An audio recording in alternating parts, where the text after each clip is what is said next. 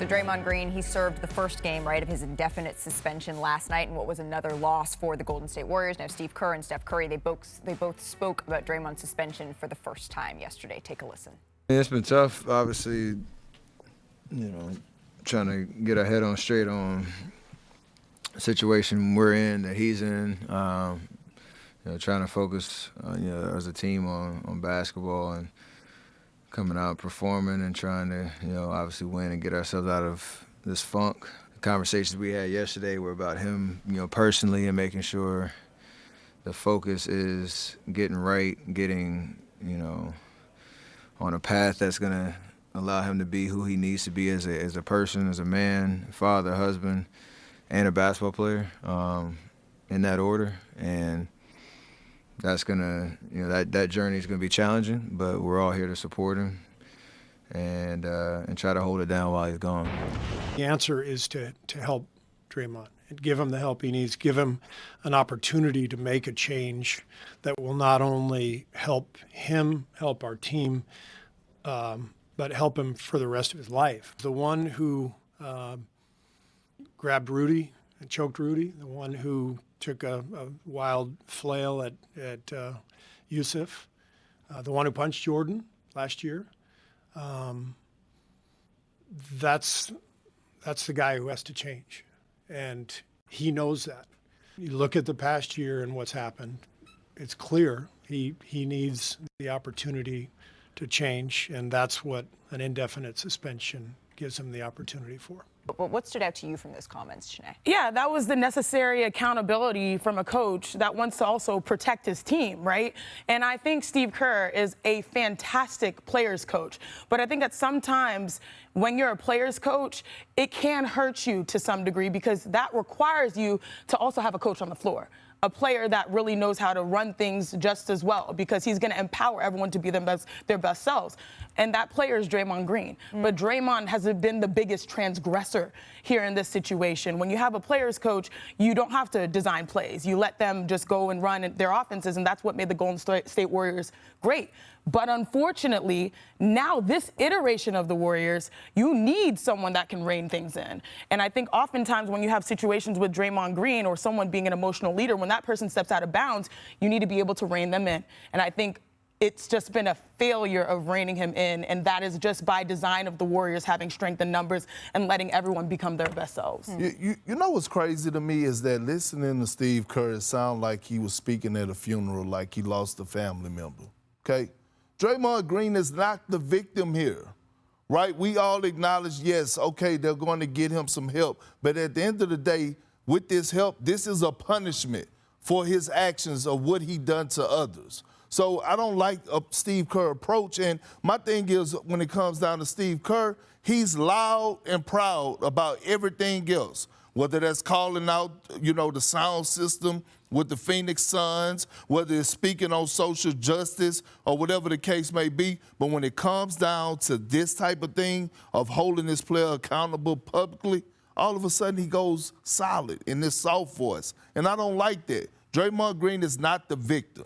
I mean, he listed out explicitly all the stuff Draymond Green did. You just want him to say it louder? Yeah, I want him to say it with more force. His energy said everything. And you and I both talked to Steve a bit last night, but it feels like the Warriors are trying to strike this balance of our role is to support Draymond because he needs it through this. He's had conversations with the team that I know that Steve and Steph sort of declined to elaborate on publicly. But from what I'm told, the tenor of those conversations from Draymond is he knows that he messed up. And so they need to strike a balance of supporting him as well. I mean, I hope he knows he messed up because he messed up. I mean, there's no other side to the Nurkic incident and the Gobert incident. Yeah. I mean, you could frame it, I guess he was protecting Klay Thompson from Gobert. He messed up. He knows he messed up. And look, this is 11 years of shared history between Draymond Green and Stephen Curry, and almost that many years with Steve Kerr. This is an emotionally loaded situation for a team that, remember, we're not far removed. They start 6-2. Yep. I remember they won a close game. I can't remember who it was. And Steve Kerr got up there defiantly and declared, This is who we are. The team that couldn't win on the road last year, the team that choked away close games last year, that's not us. We're back. This is who we are. They're 4-12 in their last 16 games. Draymond has this is like an earthquake for their team. They're just trying to figure out, how do we play? Who do we play? It's tough to do that when you're in a Western Conference that offers absolutely no quarter, no margin for error. They're 10-14. They're like losing 5 out of 7 from, like, the season is just away from them at that point. Like, that's where we are with. So the Warriors started Brandon. Yeah. Brandon Pod. Yeah, Brandon Podziemski in place of Andrew Wiggins, Kuminga in place of Green. Is this the first step, do you think, in righting the ship for Golden State, making those changes? I mean, they had to do something. Andrew Wiggins just hasn't been good enough this year. There's just no juice, no life in his game. Podziemski missed shots last night, but he's going to run around and get rebounds and make passes and all that. Look, you know, Kuminga as a starter, we'll see if it works. I mean, Steve Kerr's reaching. He's reaching for solutions, and they lost the game. You know, they fought hard. They played hard. The Clippers, 3 games in 4 nights.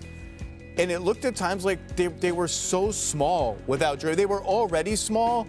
And, like, Kawhi just said, oh, you got Klay Thompson is your best option on me? I'm just going to beat him up in every possession at the end of the game. So it's going to be – there's a lot of puzzle pieces to move around. It's going to be tough. Like, it's every game, every night is tough in the West. Yeah, and historically, if there was one weakness for the Golden State Warriors, it was size. Draymond made up so much for that lack of size with his heart, his tenacity, and how he approached the game, his IQ defensively. Now, their margin for error is this. It's literally this, and that's why in that Clippers win for the Clippers, I mean, it was almost Lob City. Russ got a dunk. Kawhi got a dunk. Zubac's got a dunk. James Harden was people don't fear the Warriors, and then on top of it, they're going through this situation, so they have to manage those changes. So the Warriors have leaned. I actually like the fact that they've gone back to their original identity, because the Warriors came onto the scene through developing their young stars. And at the end of the day, the people that were out there gave the right energy, followed the scouting report, were the ones that were successful. And right now, that's the younger guys. Now, lastly, I'm concerned about Wiggins being benched.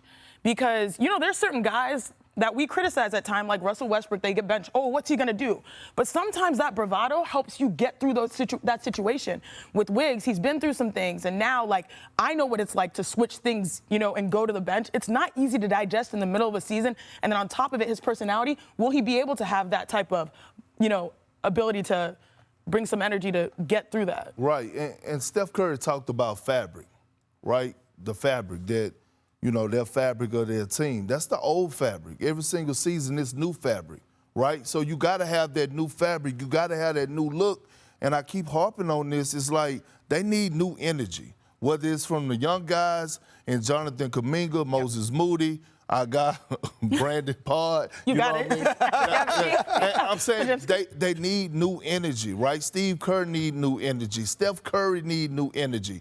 Like, you got to find it within, because obviously it's not trades out there, you know, unless things go really, really south with Andrew Wiggins. Sure. Right? Think about that for a second. Just a few years ago, we were actually saying he was the second best player. Not a few years ago. 2 years ago. 19 months ago. It was in the finals run. That he was All-star. the second best player after Steph Curry in the postseason. Yep. And here he is. Here it was last night.